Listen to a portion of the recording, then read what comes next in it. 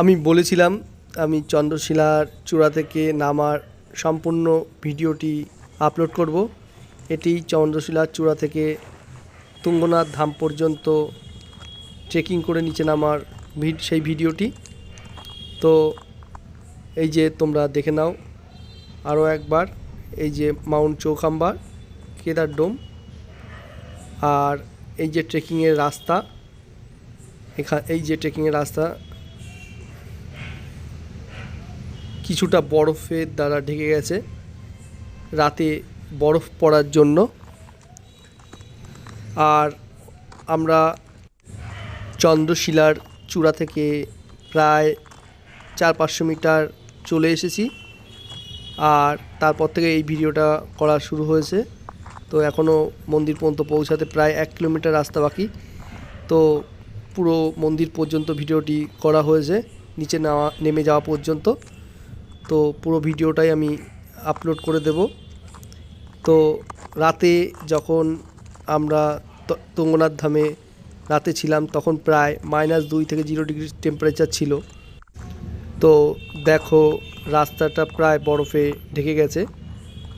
আর উপরের দিকে আরেকটু উপরের দিকে গেলে পরে সেখানে পায়ের ছাপই রয়েছে বরফের পরে, রাস্তা দেখা যাচ্ছে না বললেই চলে। অর্থাৎ সেখানে পুরোপুরি বরফের চাদর দিয়ে ঢেকে গেছে।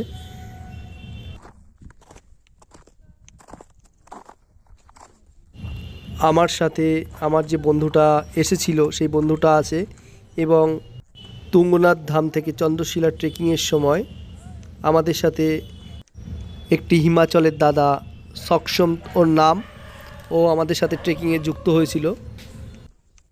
আর পর্বতের চূড়া থেকে তোমরা পেয়ে যাবে 360 ডিগ্রি ভিউ, আর দেখতে পাবে নন্দা দেবী, ত্রিশূল, কেদারডোম, চৌখাম্বা চূড়া।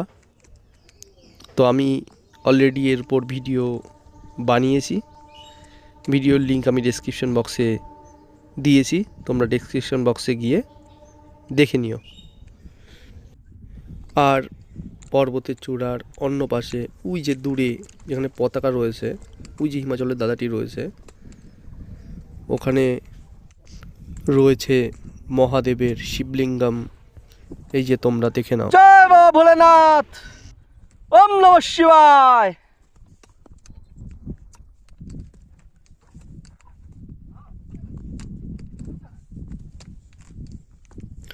এখান থেকে রাস্তা অনেকটাই সহজ, তবে সকালে সূর্যোদয়ের পর থেকে বরফ হালকা হালকা গলতে শুরু করেছে, আর এই জল রাস্তার যেখানে পড়েছে সেই জায়গাটাকে পিচ্ছিল করেছে। তাই যতটা সম্ভব পাথরের উপর পা দিয়ে, আর পাথরের যেখানে জল পড়েছে সেই সব জায়গাগুলোকে এড়িয়ে নিচে নামতে হবে। এইবার একটি পৌরাণিক কাহিনী বলি। চন্দ্রদেব দক্ষ প্রজাপতির অভিশাপ থেকে মুক্তি পেতে এই স্থানে দীর্ঘকাল তপস্যা করেছিলেন। দক্ষ প্রজাপতির 27টি কন্যার সাথে চন্দ্রদেবের বিবাহ হয়, কিন্তু চন্দ্রদেব কেবলই রোহিণীর প্রতি আসক্ত ছিলেন। এতে বাকি কন্যারা দুঃখিত হয় এবং পিতাকে অভিযোগ করেন। দক্ষ প্রজাপতি রেগে যান এবং চন্দ্রকে অভিশাপ দেন যে তার শ্রী অর্থাৎ তার যে উজ্জ্বলতা তা ক্ষয় হবে। এই অভিশাপ থেকে বাঁচতে, নিজের হারানো ঔজ্জ্বল্য ফিরে পেতে চন্দ্রদেব এই পর্বতের শিখরে শিবের আরাধনা করেন, আর তারই নামানুসারে এই পর্বতের নাম চন্দ্রশিলা। এবার বলি, দক্ষদেবের যে এই 27টি কন্যা রয়েছে তাদেরই নামানুসারে কিন্তু নক্ষত্র নির্ধারিত হয়, অর্থাৎ আমাদের জন্মের যে নক্ষত্র এই 27টি কন্যার নামেই রয়েছে।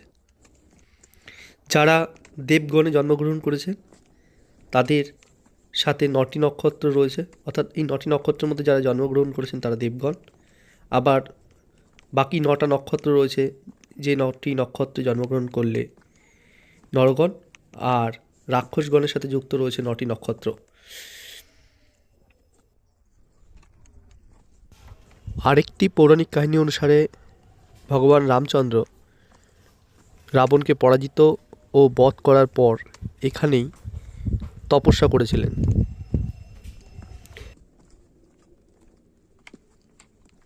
এখানে যে বরফ গলা জল ট্রেকিংয়ের রাস্তার উপর দিয়ে গেছে, ওই জলের আবার কিছুটা জমে গেছে, তাই পা দিতেই স্লিপ করছে।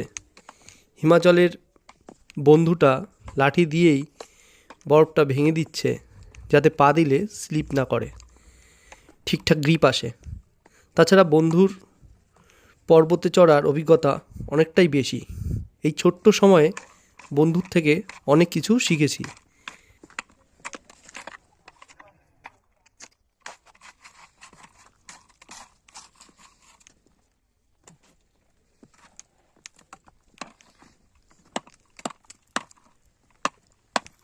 আমি পাকামো করে এগিয়ে যাওয়ার চেষ্টা করেছিলাম, কিন্তু এক পা দু পা দিয়ে যখন ওই জায়গাটিতে পা দিয়ে যাওয়ার চেষ্টা করেছি, সাথে সাথে পা স্লিপ খাচ্ছিল, তাই আবার পিছিয়ে আসলাম।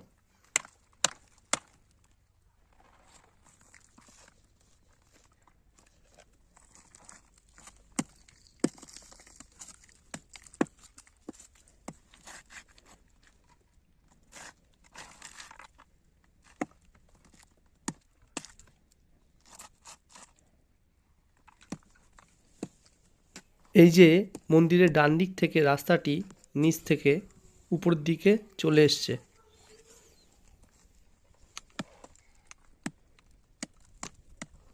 বন্ধুর বরফের লেয়ার ভাঙার কাজ চলছে, আর যেখানে যেখানে ভেঙে ফেলেছে সেই সব জায়গাগুলিতে পা দিয়ে সামনে এগিয়ে চলছে। এবার আমিও ওই ভাঙা জায়গাগুলিতে যেখানে গ্রিপ আসছে সেই সব জায়গাগুলিতে পা দিয়ে এগিয়ে জায়গাটিকে অতিক্রম করলাম। এখানে হলুদ ড্রেস পরে রয়েছি আমি, আর সামনে লাঠি হাতে আমার হিমাচলের বন্ধুটি রয়েছে। আর পর্বতের চূড়ায় 3 বন্ধুর সেলফি আমাদের অ্যাডভেঞ্চার আর আধ্যাত্মিক অভিজ্ঞতাটাকে মনে করিয়ে দেয়।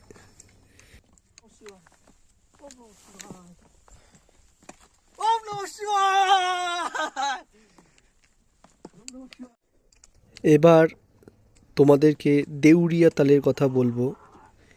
তো আমরা রুদ্রপ্রয়াগ থেকে উখিমঠ হয়ে যখন চোপটায় এসছি, এই উখিমঠ আর চোপটার মিডিলে পড়ে সারিগ্রাম। উত্তরাখণ্ডের এই সারিগ্রামটি হলো দেউড়িয়া তাল ট্রেক করার বেস ক্যাম্প। অর্থাৎ তোমরা যদি দেউড়িয়া তাল যেতে চাও তবে উখিমঠ হয়ে এই সারিগ্রামে তোমাদের প্রথমে আসতে হবে। এখান থেকেই তোমাদের দেউড়িয়া তালের ট্রেকিং শুরু হয়। আর চোপটার কথা তোমাদেরকে তো আগেই বলেছি। চোপটা হলো আমাদের তুঙ্গনাথ ধামে ট্রেকিংয়ের বেস। এই চোপটাকে মিনি সুইজারল্যান্ড অফ ইন্ডিয়া বলা হয়। আর আমরা গেছিলাম মে মাসে, আর এপ্রিল থেকে জুন মাসই হলো তুঙ্গনাথ ধাম যাওয়ার সবথেকে উপযুক্ত সময়। তাছাড়াও এই সময় সুন্দর রডোডেনড্রন ফুল পাহাড়ের গায়ে ফুটে থাকে, এবং তোমরা জুলাই থেকে সেপ্টেম্বরের মধ্যেও আসতে পারো।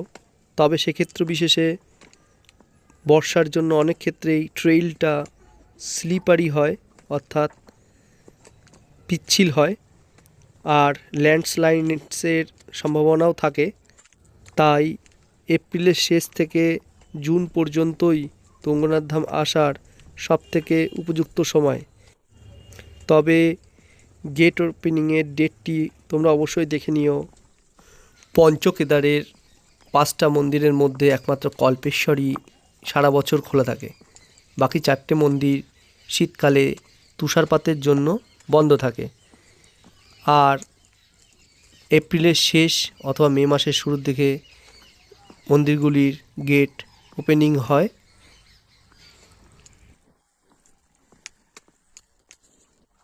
আমরা প্রায় মন্দিরের কাছাকাছি পৌঁছে গেছি। মন্দিরের ডান সাইড দিয়েই রাস্তা শুরু হয়েছে। এই যে রাস্তা, এখানে রাস্তা একেবারেই সহজ।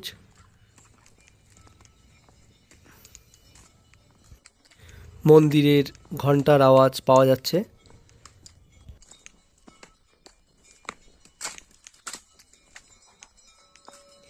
এটাই হয়তো ভ্রমণের উপকারিতা। জীবন হয়তো এটাই। এই পর্বতের প্রেমেই হয়তো বারবার ফিরে আসা। ভ্রমণ, অ্যাডভেঞ্চার, নতুন কিছু পাওয়া, আর কিছুই না। এই দেখো, আমরা এই রাস্তা বরাবর এসছি। এই যে রাস্তা উপর থেকে নিচে এইভাবে নেমে এসছে। আর এই যে মন্দিরের ডান দিক থেকে ট্রেকিংয়ের রাস্তাটি, চন্দ্রশিলা ট্রেকিংয়ের রাস্তাটি শুরু হয়েছে।